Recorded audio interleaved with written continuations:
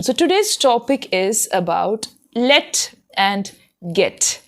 This is one of the topics suggested by one of the subscribers. Is making something happen. Get it done by next week, by next month. Easy, okay? You get used to it. So that's the general context where we use get the hang of. Hello everyone, welcome to another video on my channel. Thank you for visiting me.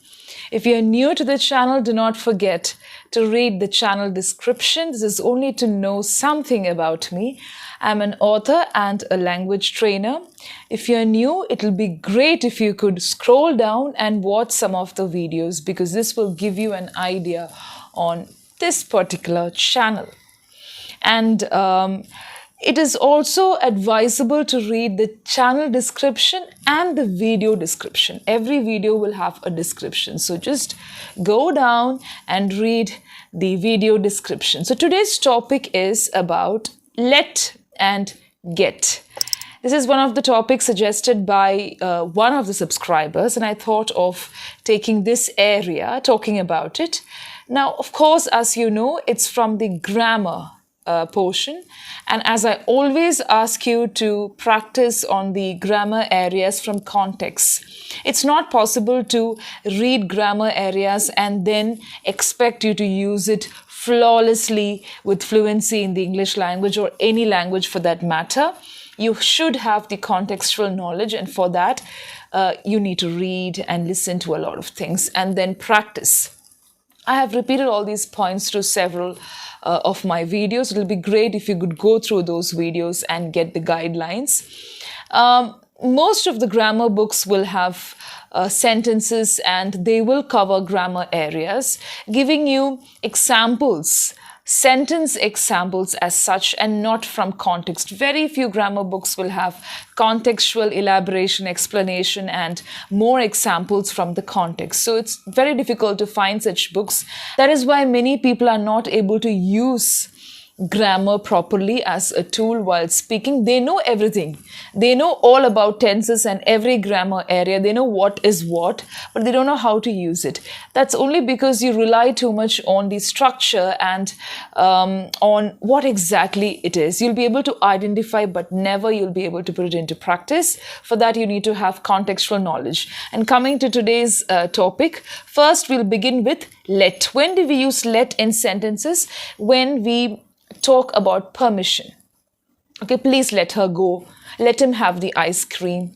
Let them come to class tomorrow at 6 o'clock. So let more about permission. Now, when I take a particular grammar portion, please understand that I'm not here to give all the places, all the context. I'll be giving you the general areas where you could use these words, the phrases and the expressions. There are a lot of exceptions when it comes to any language. So I'm giving you only the general idea.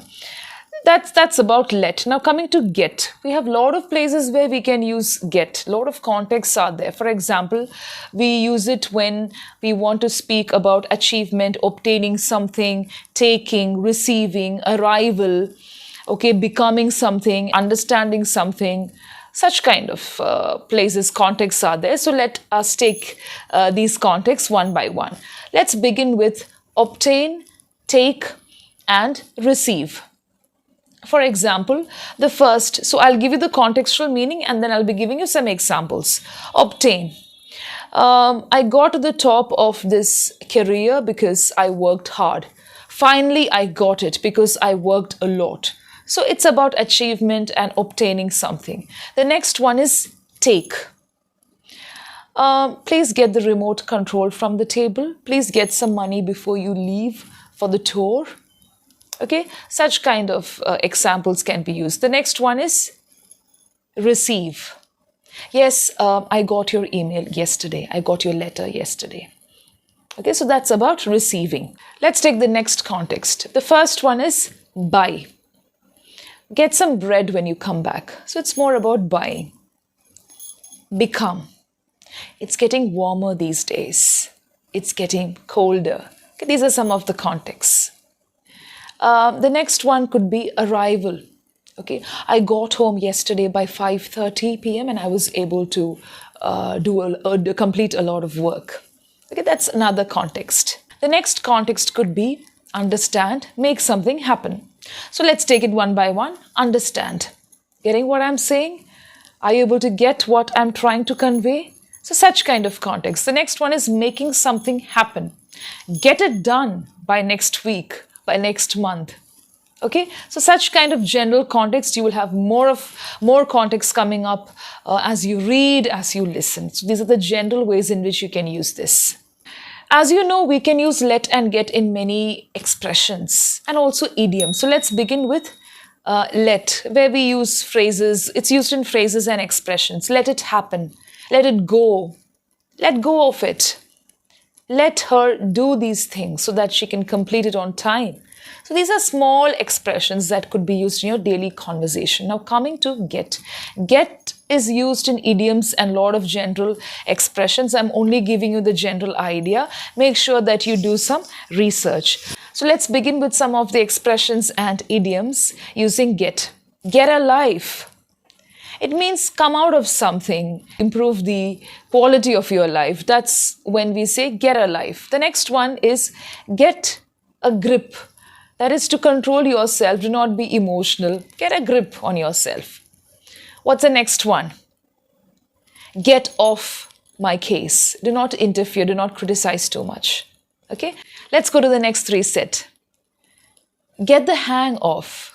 Now this is used when something is not very easy, something is not very obvious, and you get used to something. For example, Glenn is finally getting the hang of the job after a couple of months. Okay, so getting used to something, and when something is not very easy, you get used to it. So that's the general context where we use get the hang of. What about the next one? Get to the bottom of this. I'm going to get to the bottom of this. That is, I'm going to have a better understanding. I'm going to have a deep understanding, or I'm going to solve something mysterious. So all these contexts. The next one is get bent out of shape. This is a slightly different one. For example, I'll give you the example. Glenn got a bit bent out of shape when he saw that the arrangement of the room was completely changed. So when you're angry, when you're agitated, or when there's some kind of chaos, that's when you generally use this idiom. So I hope everything is clear.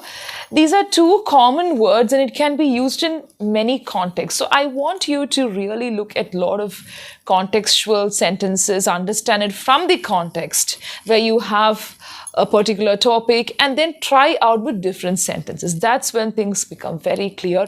Do not learn it by heart. Do not learn it as such. Except for idioms, when it comes to expressions, when it comes to sentences, understand the pattern and use your own sentences. Improvise, and that's when you develop your style. Thank you so much. And you should always be positive.